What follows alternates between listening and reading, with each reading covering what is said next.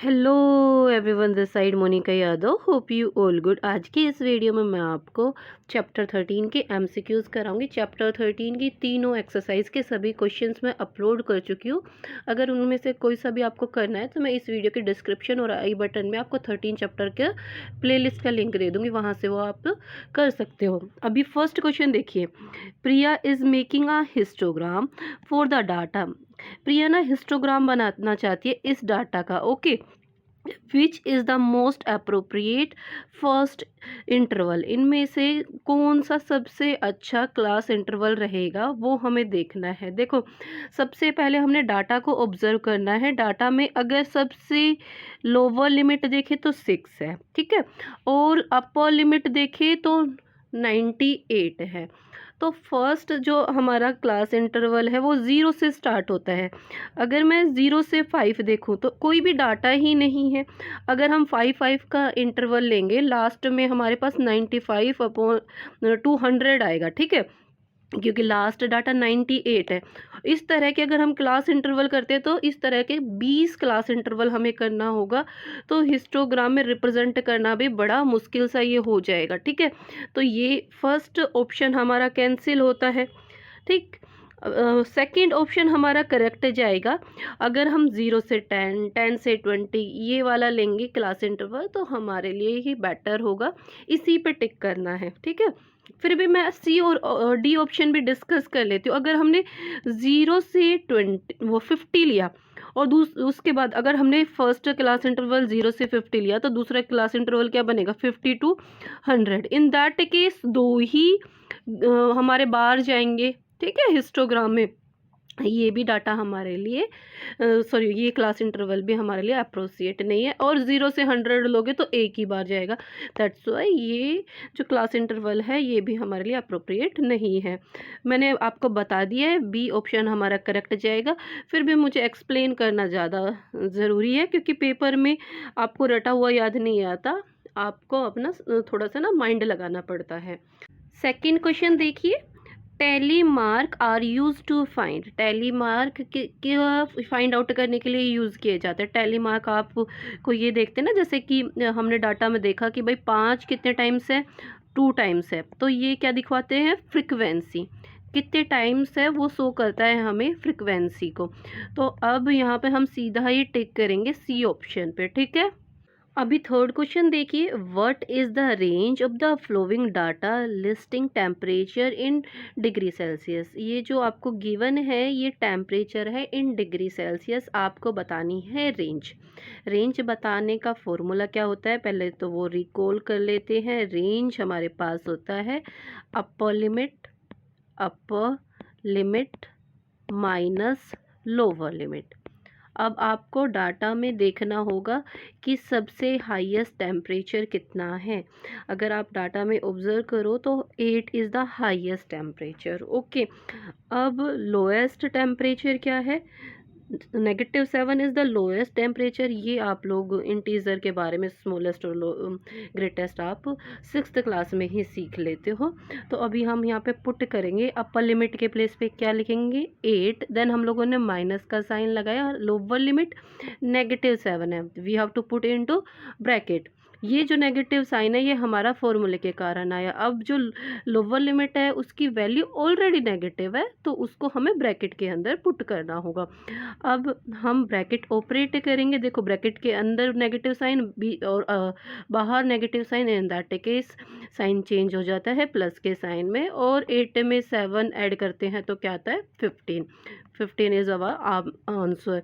ये जो है डिग्री सेल्सियस में होगा। ऑप्शन चेक कर लेते हैं। सी वाला ऑप्शन जो है हमारा करेक्ट जाता है। फोर्थ क्वेश्चन करते हैं। A bar graph is a good way to display. Bar graph में है ना सबसे अच्छे तरीके से क्या दिखाया जाता है। आप लोग बार ग्राफ में क्या देखते हो, एक ग्राफ ऊपर जा रहा है, कोई नीचे आ रहा है। बार्स के द्वारा हम कंपेयर कर सकते हैं ना इजीली। तो डी ऑप्शन हमारा करेक्ट आ जाएगा, comparison of different group of data, ठीक है। डिफरेंट ग्रुप ऑफ डाटा के बीच में हम कंपेयर कर सकते हैं।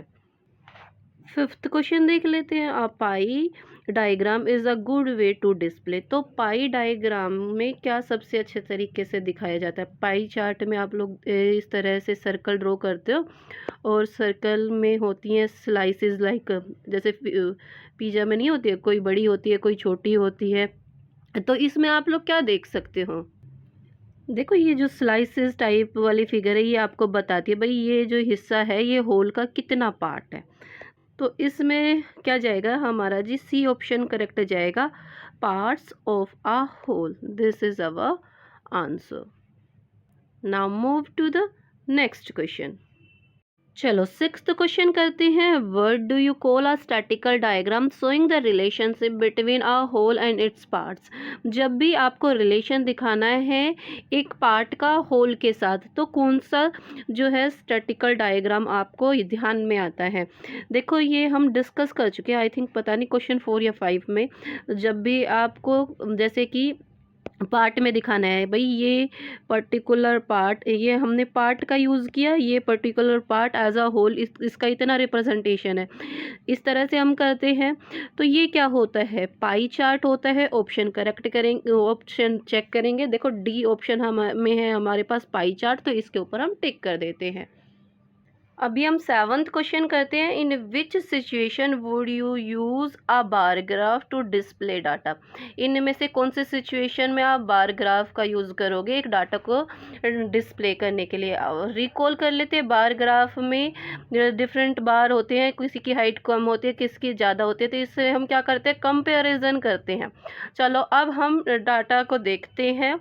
To show how a cat spend its time. B option to show the distribution of mean grades in your class. C part देखो, to compare the votes obtained by different political parties in an election, to show how a children's height change as he or she grow. यहाँ पे क्या बताया है? देखो मैंने बताया कि हम बेस्ट यूज़ कब करते हैं? कंपैरिजन में। तो सी ऑप्शन में आपको क्या नज़र आ रहा है? कंपेयर नज़र आ रहा है, तो compare, that's why C option हमारा करेक्ट है। चलो एट्थ क्वेश्चन कर लेते हैं। In which situation would you use a histogram to display data.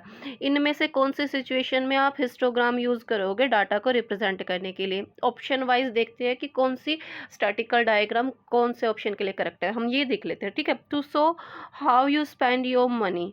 आप ये किससे दिखाओगे कि आपने अपनी मनी किसके ऊपर स्पेंड करी है? सपोज आप जैसे 20,000 रुपये कमाते हो और कहते हो 20,000 में से भाई हम लोगों ने 8,000 खाने पे खर्च किया, तो आप इस तरह से दिखाओगे ना उसको, पाई चार्ट वाले में दिखाओगे ना, ये पार्ट मैंने उस पे खर्च किया, ये पार्ट मैंने उस पे खर्च किया।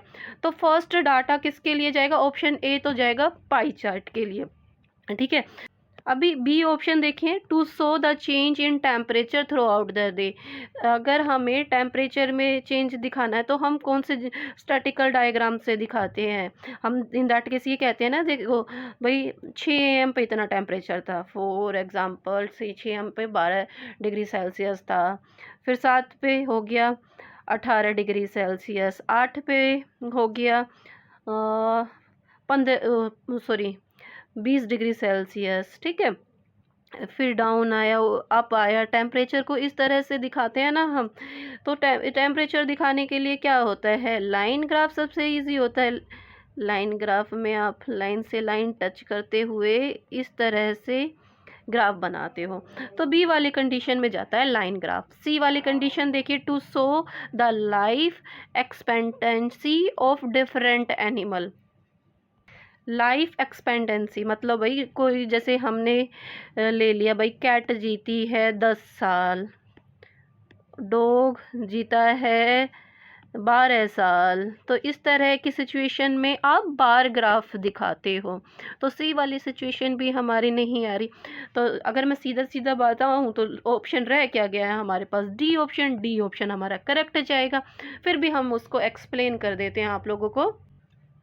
इसमें क्या दिया है? To show the marks obtained by student.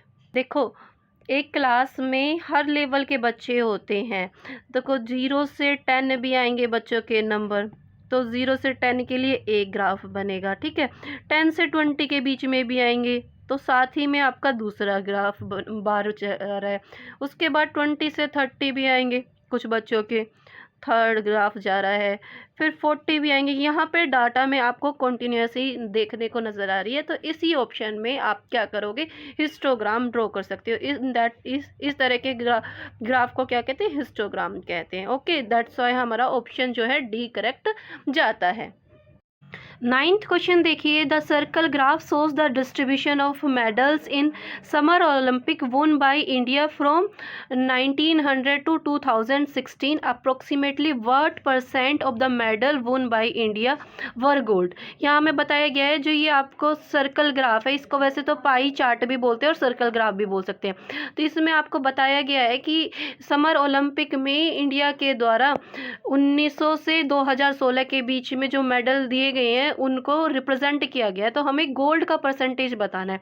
चलो ग्राफ की रीडिंग करते हैं। गोल्ड का सेंट्रल एंगल क्या दे रखा है, 142 डिग्री। तो हमें क्या करना होता है, जो सेंट्रल एंगल है उसको ऊपर रखते हैं, 142 डिग्री को ऊपर रखा। अब कंप्लीट रोटेशन कितने का होता है पाई चार्ट में, 360 डिग्री का कंप्लीट रोटेशन 360 डिग्री का होता है ना, और हमें निकालना परसेंटेज, तो इसको 100% से मल्टीप्लाई करेंगे, तब हमारे पास परसेंटेज में आंसर आएगा। रिड्यूस करते हैं, 0 से 0 कैंसिल कर दी, 2 5 जा 10, 2 1 जा 2, 2 8 जा 16। वापस से 2 की टेबल से रिड्यूस कर लेते हैं, 2 9 जा 18, 2 7 जा 14 और 2 1 जा 2। अब ऊपर आगे ये रिड्यूस नहीं होता, उसके बाद हम क्या करते हैं, न्यूमरेटर्स की मल्टीप्लाई करते हैं। 71 को मल्टीप्लाई करेंगे 5 से, तो यहाँ पे मैं लिख लेती हूँ 355 आएगा, और डिनोमिनेटर में देखो 9 रहता है, डिवाइड बाय 9, ये परसेंटेज में आंसर आएगा। अब आप इसको क्या करोगे, डेसिमल में चेंज करोगे तो 39.44% आएगा। अब देखो क्वेश्चन में हमें बताया गया है, जो आंसर आए उसका अप्रोक्सीमेटली बताना है। ये अप्रोक्स क्या होगा, इसका अप्रोक्स 40%, तो 40% is our correct answer. A option पे हम लोग टिक कर देते हैं।